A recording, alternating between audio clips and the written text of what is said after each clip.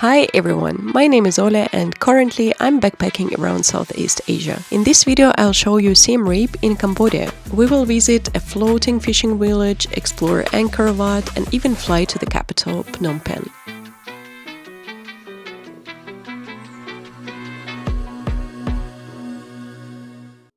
I booked a tour to Kampong Pluk floating village through Get Your Guide. It cost $20 and lasted about 6 hours. The adventure started with a minibus picking everyone up from their hotels. The drive took about an hour from the city. We arrived at a simple pier in the countryside and hopped into a boat. Our destination, a Cambodian fishing village.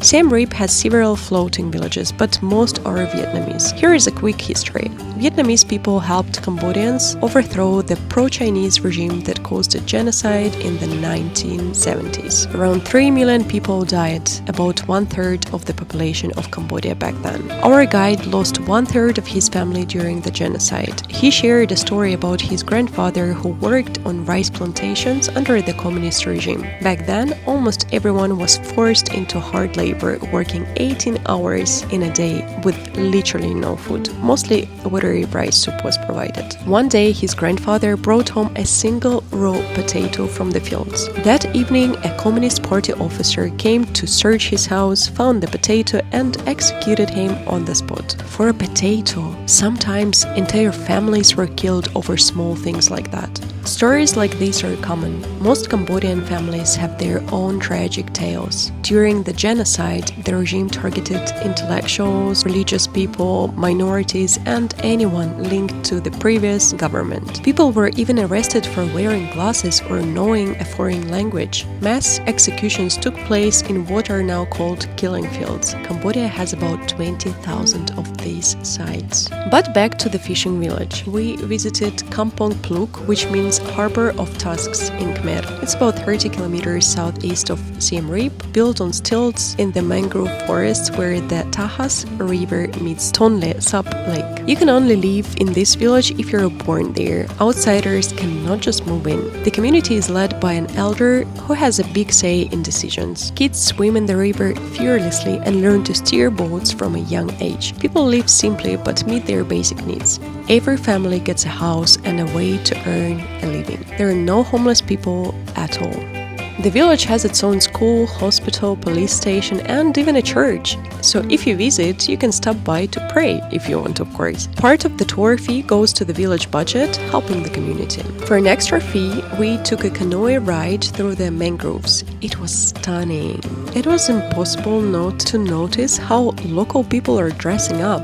I'm sure even if they have money and you suggest them to buy something from Louis Vuitton, they would say, "Are you crazy or something?" They would never care for that.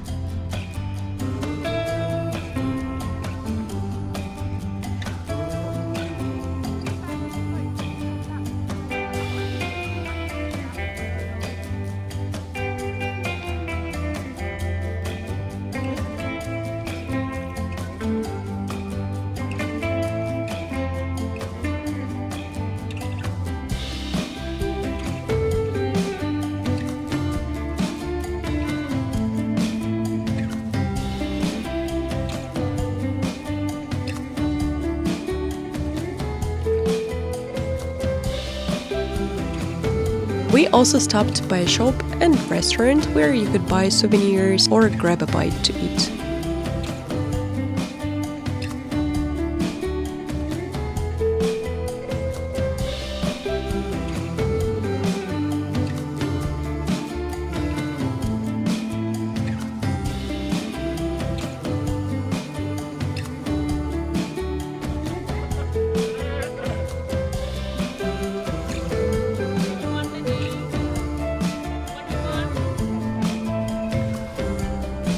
As the day ended, we watched the sunset together at the back of the boat. It was peaceful and beautiful.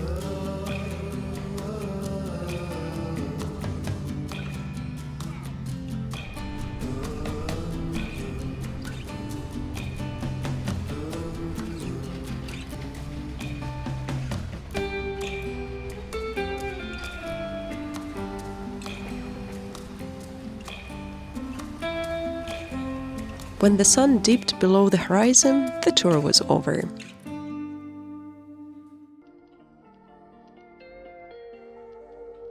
The next day, I did a 2-day tour of Angkor Wat. The first day was all about sunrise, and the second was for sunset. A third day was optional for self-exploration, but 2 days were enough for me.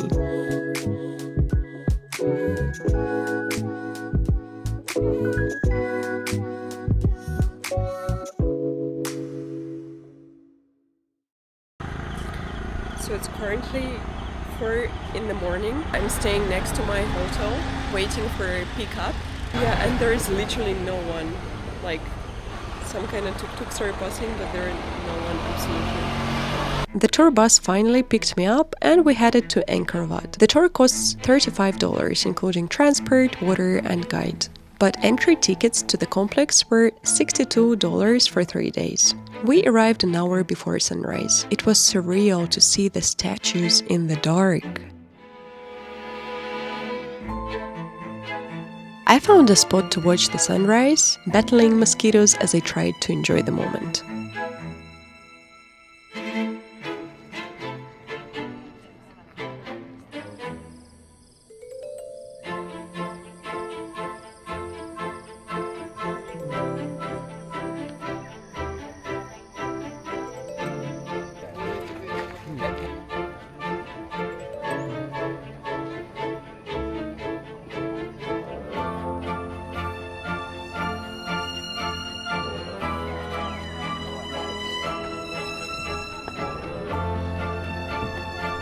After sunrise, we entered the main Angkor Wat temple. I don't remember much of the historical details the guide shared, but here are some interesting facts. Angkor Wat is the largest religious monument in the world, covering 162.6 hectares.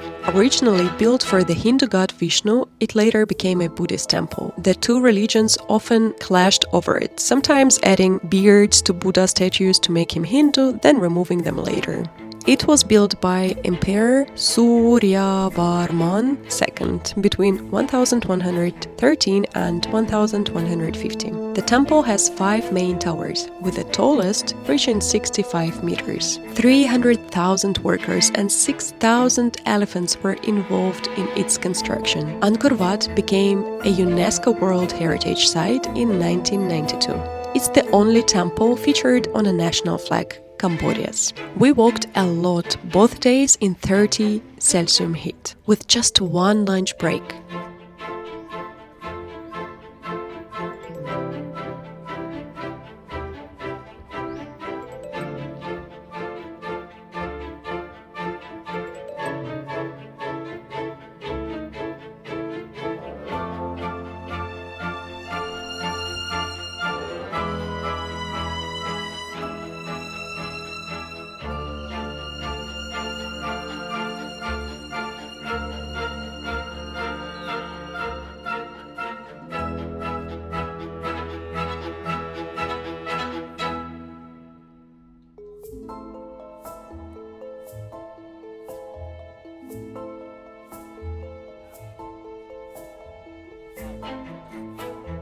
The second day was more relaxed, exploring lesser-known temples. My favorites were the ones with trees growing through them. One was a gift from the emperor to his mother, another to his father. Apparently, the imperial family lived apart to avoid arguments. At some point, the temples all started to look the same. For me, one day at Angkor Wat would have been enough.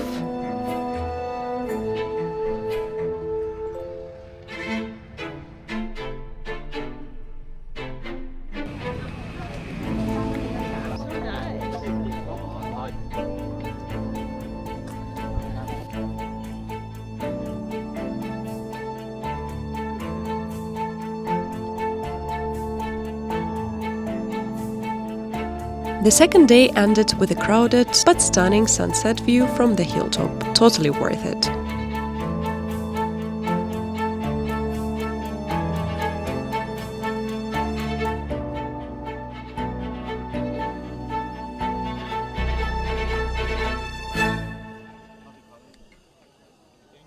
From Siem Reap, I flew to Phnom Penh, Cambodia's capital. I booked a $9 transfer through Get Her Guide. The shuttle picked me up from my hotel and dropped me at the airport after a 50 minutes drive.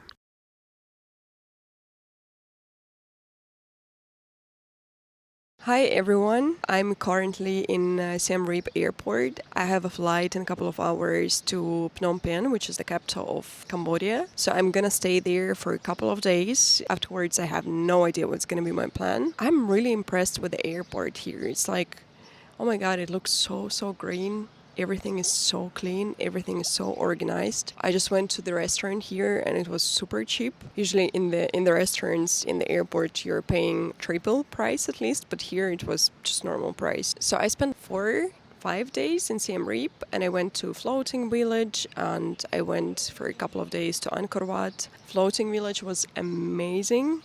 Angkor Wat was super beautiful, but so much tiring. It's really hot for me and I just cannot tolerate walking that much, under the sun. And at one point, all of the temples, they're kind of looking the same. So I was just like, okay. The first day was really interesting, but the second day, I would definitely skip it. What can I say overall about the country? Well, I have mixed feelings because people here, they're so nice. Everyone is so smiley. But at the same time, you're seeing that the country is deeply in crisis, kind of in like financial crisis. And if you look back at the history of this country, almost every family has really sad stories to tell, and you can see it in people's eyes. And whatever topic you're opening with them, everything comes to genocide topic that happened long ago. It's really still so much painful for local people to remember that. Anywhere you go, you're being, I cannot say attacked, but like people are trying to drag you in their restaurants, shops, they're trying to sell services and stuff.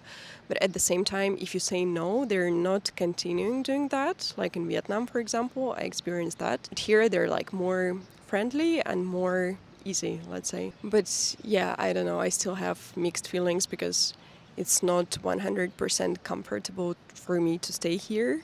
I hate when people are trying to sell you everything around, but at the same time, people are really nice, really friendly, and I'm kind of excited to see what's going to be next, even though I'm not planning to stay in Cambodia for a long time, but I'm curious about the capital and the islands.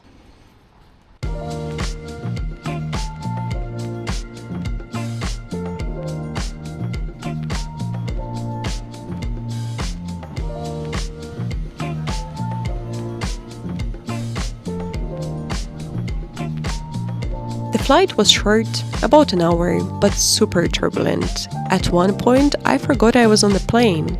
It felt like I was on a bumpy Cambodian road.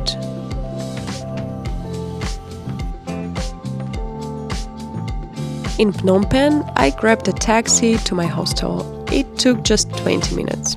And that's it for this adventure. See you in the next video. Bye bye, cheers!